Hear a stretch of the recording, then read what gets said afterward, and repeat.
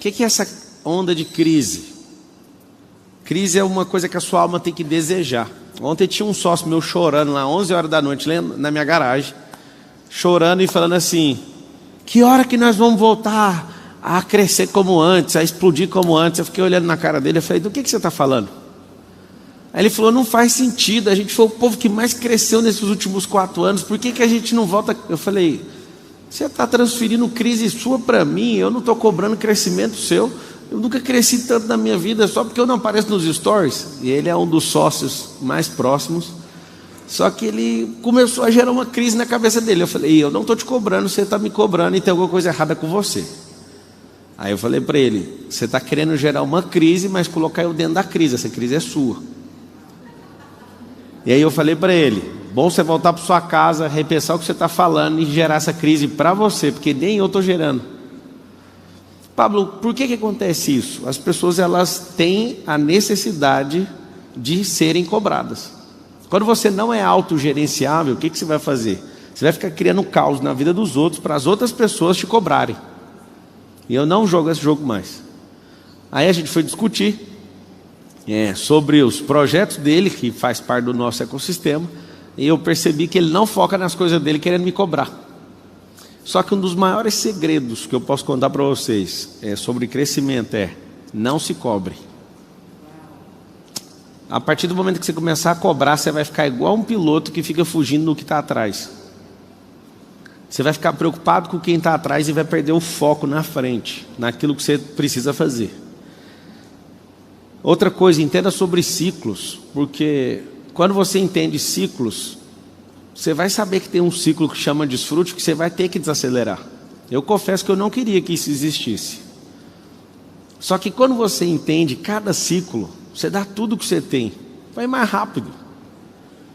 Alguém falou: cara, por que tudo que você põe a mão funciona? Eu falo: em que área que você está perguntando? Ah, na empresa. Eu falo: porque esse ano aqui é o da oportunidade na empresa.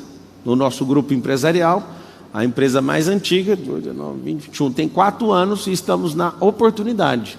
A empresa mais antiga minha tem 4 anos.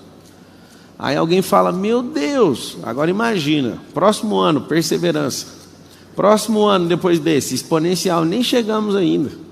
Só que o meu pessoal foi exponencial até dia 18 de abril desse ano. Aí eu falei para ele: calma, amigo, eu não vou fazer doideira nesses próximos meses até chegar 17 de abril de novo. Porque eu respeito meus ciclos. Eles funcionam, eu meço o seu, meço dos outros, meço o meu e ele é real. Ano passado foi assustador, tanto de coisa que você nem quer e explode. Aí você fala: por que isso acontece? Várias religiões, cada uma põe um nome num negócio desse. Aí eu falo: são os ciclos. E aí o que é uma crise mentirosa? É quando você quer forçar um ciclo que não existe. Então existe crise o tempo inteiro? Sim, desde o Éden. Desde o Éden estamos em crise, não vai acabar. O último episódio da crise vai ser o tribunal do trono branco, quando o Senhor Deus falar: passa todo mundo aqui no mar de fogo. Lá vai ser a pior crise, depois daquilo não vai ter mais crise. Aí você fala: e até lá, o que eu faço? Administre, crie e cancele crises que não fazem sentido. Tem crise que não faz sentido, principalmente a dos outros. Alguém da minha família, não vou falar quem, falou assim para mim: você fala que ama resolver problema, que você ama problema, mas os meus você não ama. Eu falei: porque isso aí quem tem que amar é você, não sou eu. É alguém que eu tinha que realmente nem responder desse jeito. Vocês já imaginam quem é. E eu falei: agora eu já ia falar, se a Vossa Senhoria quisesse que eu resolvesse esse problema seu, você estava abrindo mão da sua própria vida. Você que tem que resolver. Você quer ajuda? Quero. Então faz isso e isso. Não, mas não é tão simples assim. Então esquece o que eu falei. Faz do jeito difícil. O que você tem que perceber? A gente vai estar sempre em crise. Ou na crise dos outros, ou na nossa. Eu vou te falar: muito mais barato viver na sua própria crise. Muito mais barato. Porque você sabe até onde ela vai, você sabe o que você está fazendo. E quando você instaura a crise, não tem cobrança, mas tem pressão. Eu estava agorinha treinando de kart. Aí começou a chover. Aí eu vi todos os pilotos parando de correr. Aí eu falei, é tudo que eu mais quero. Eu quero alugar um caminhão-pipa para ficar molhando a pista, para eu ficar bom na chuva. Aí eu comecei, acabei de sair agora. Estava treinando agora. E aí o Nésio, que é bom pra caramba também, na chuva não consegue nem me ver. Eu vou embora.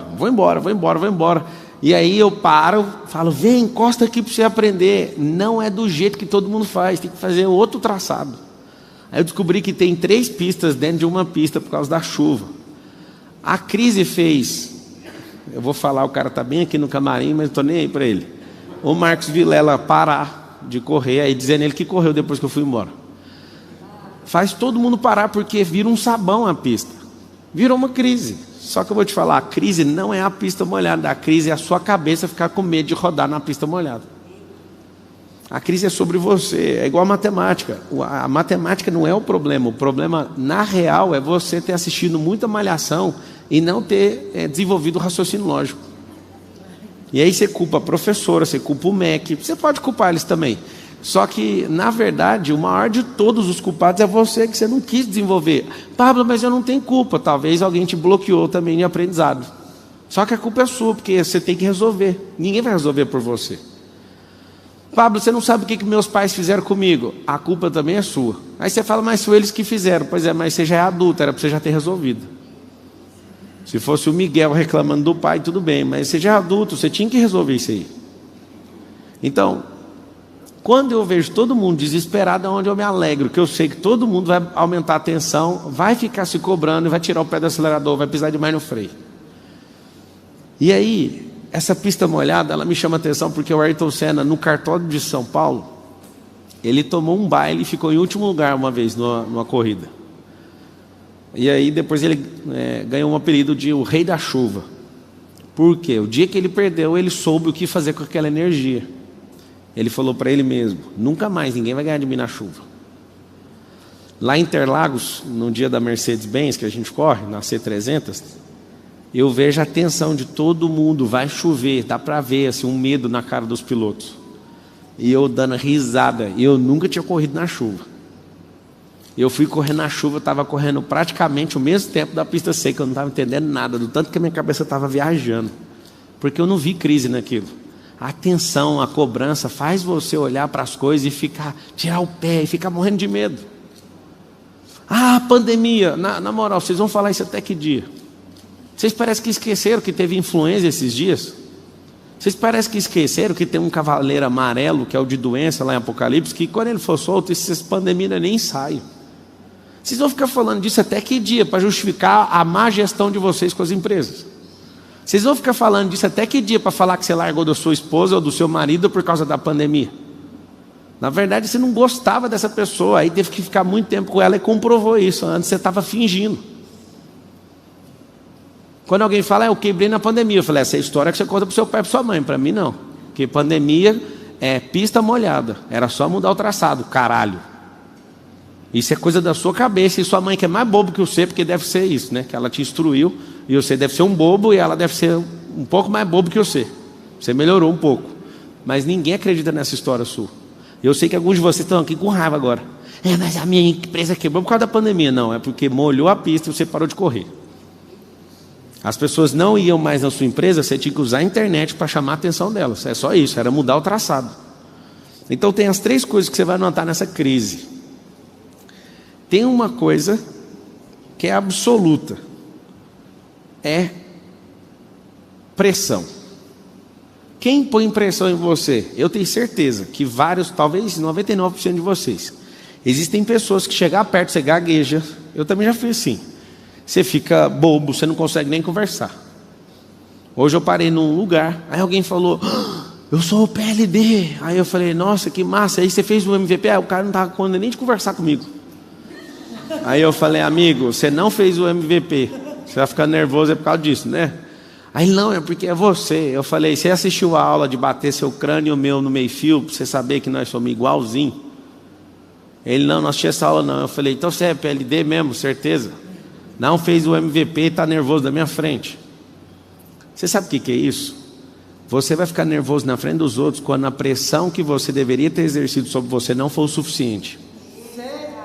Na hora que você parar na frente de alguém muito importante na sua cabeça, te chamar tanta atenção que você vai tremer. Eu sei que alguns de vocês são assim, eu já fui. Aí eu comecei a perceber, eu preciso pôr pressão em mim. E quando eu comecei a pôr pressão em mim, Pablo, como é que são essas pressões? Decisões que você vai tomando. Decisões de renúncia, decisões de over-delivery, que é entregar mais do que precisa. São decisões que vai elevando a pressão. Se o seu personal trainer falar, faz 15, e ele olhar para a cara dele vai dizer para você se você tem que fazer over-delivery ou não.